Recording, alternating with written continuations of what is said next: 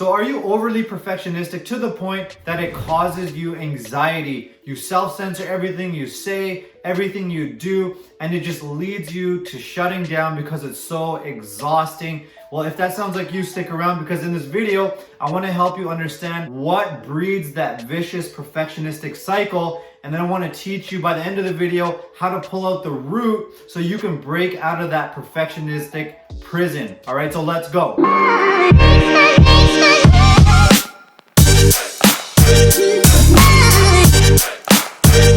So perfectionism can be extremely debilitating. It can take on a number of forms. So for example, in a social situation or interaction with other people, it can cause you to just self-censor every little thing that you say. Did it come across just right? Are you making the absolute best impression? And you're completely self-censoring and analyzing your every move, everything you say. And it can get absolutely exhausting. And it's done in a way to prevent any sort of criticism, to prevent you from taking any sort of risk that's gonna open you up for any sort of criticism from the outside world or other people. And so these interactions and engagements with other people can be so exhausting and so overwhelming that you start to isolate and you start to avoid people. So the next time you get a phone call to hang out, you're already thinking about, what am I gonna say? What am I gonna talk about? You're already feeling fearful of the interactions to the point where you just avoid them, and now you lose this ability to connect with people and connect with the people that you care about. And so if you really wanna break out of that perfectionistic prison that you feel locked into, the key here is to really understand your behavior, your perfectionistic behavior, on a very deep, intricate level. And in order to do that, we have to look at the positive benefit of perfectionism. And you're gonna think, yeah, Rubin, it sounds like really funny. Why would there be a benefit to it? It feels absolutely exhausting, overwhelming. But there is a benefit, and we call that benefit secondary gain. So you have to realize you are gaming the system. You are gaining something by being perfectionistic. So for example, let's say you're in a group situation and you refuse to kind of let yourself out, express yourself. It's too risky. What you are doing by gaining that is you are controlling the ability for other people to criticize you. So you're not opening yourself up to risk, and therefore it's a form of control. And so essentially what you're doing is, because you don't feel safe and secure internally, you're out there trying to say just the right thing. You're trying to come across in a perfect way in order to keep people happy, in order to keep them feeling a certain way towards you. And if you keep pursuing this secondary gain that we talked about, which is the control, right? You feel more comfortable and secure because you're trying to control them and you're controlling their opinions of you. If you keep pursuing this, you'll never be able to be comfortable enough to just relax into the present moment. You'll never feel good enough to just be as you are. And so you might be thinking, okay, Rubin, I got it, secondary gain, but no matter what I do, I cannot break out of this perfectionistic prison. I cannot stop the behavior. I cannot surrender the control in those moments. It's just too strong. And I get it. So I really want to help you understand what really locks that programming into place. And so I really want to help you understand the crux of this issue.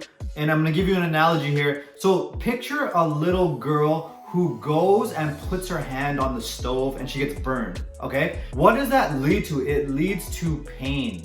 Okay. So after she experiences the pain, what does she do? She takes on this new behavior. The old behavior is run around, put your hand on whatever you want, okay? But as a result of that pain, as a result of that excruciating pain on the hand, she takes on a new behavior, which is stay away from the stove. But what caused her to stay away from the stove? What caused her to have that new programming or that new behavior to stay away from the stove? It was the pain. It was the pain that she experienced when she put her hand on the stove.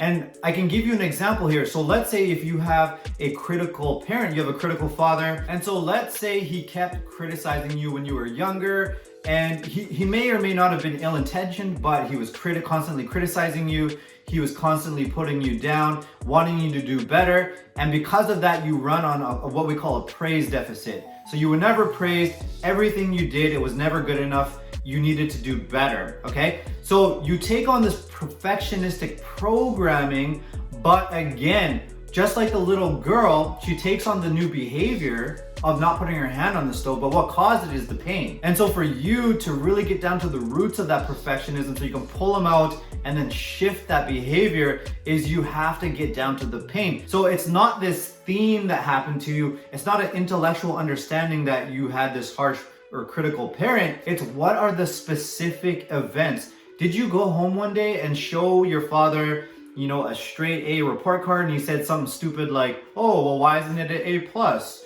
You could do better. So now you would be getting closer to the root of the issue, which is the pain, because going back, you decided to really put yourself out there, to study hard, to really go for it, to really go get after it, take the risk, put yourself out there, try your hardest.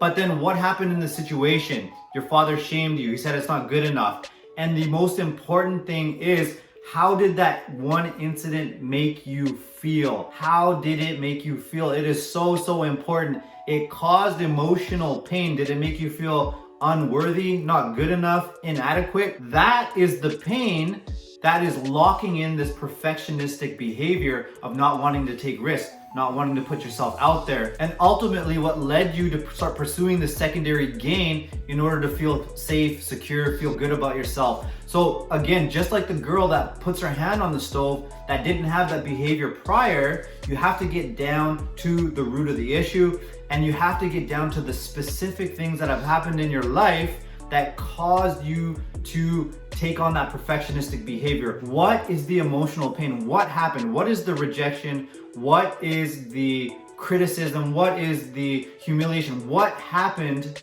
that caused you to go after that secondary gain? And so healing your perfectionism at the root is like giving that little girl a heat protective glove, if you will. She can go put the glove on, put her hand on the stove as she did before. She can take the risk. She can put herself out there, put her hand on the stove, and she knows she's not gonna get burned. And the same goes for your perfectionism. If you heal the way it made you feel in the past, so those feelings are no longer with you, you can go and relearn how to take risks. You can relearn how to put yourself out there. You can relearn how to surrender that control. And if you want to learn more about this, I encourage you to download my free ebook. I'm going to link it below the video, and it goes further into that secondary game, the programming, how it takes place, and then how to get down to the root of it and pull the roots out. It's gonna go into that more intricately, and it's gonna help you break out of that perfectionistic prison for good. And if you need some extra support with that, join my private Facebook group. I'm gonna link it below the video as well. And you can come in and join. I'm constantly doing Facebook Lives. I'm doing live Q&As. I'm doing live trainings every single week. So it's gonna be a lot of value if you come in and join the group. The whole group is dedicated to social anxiety, which is, as you know, fueled by this perfectionism. So it's gonna be good for you to come in and connect with people who are having similar struggles and just release the shame that comes with having social anxiety. So I hope to see you on the inside. Thanks for watching, and I'll see you in the next one. All right, peace out.